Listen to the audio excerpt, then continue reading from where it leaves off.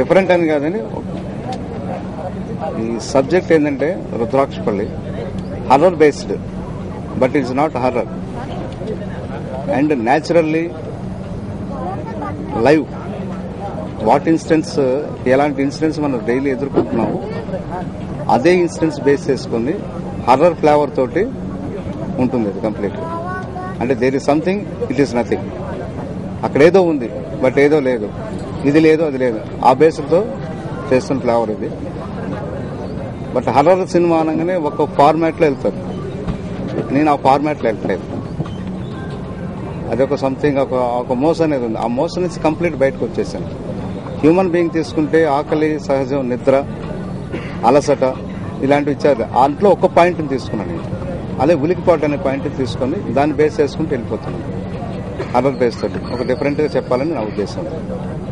దేని అప్పుడు మా ప్రసాద్ గారు కూడా ఇలా మనమే కలిసి చేసుకుంటే ఎలా ఉంటుందండి అని చెప్పారు. ఆయన మీద నాకు బాగా నమ్మకం ఉంది కాబట్టి ఈ ప్రాజెక్ట్ మేము టేకప్ చేసాం. ఇలా కంటిన్యూ అవుతామని చెప్పి. Myself Ruby Parihar, and this is my third film in this Telugu industry. My first film was Dasthanam. There I did the lead role, and after that I did Rajendra, a guest role in that. And this is my third film, and I'm very happy that I have been chosen for this character. It's a very interesting subject and a very mileage. I think it will get a very big mileage, and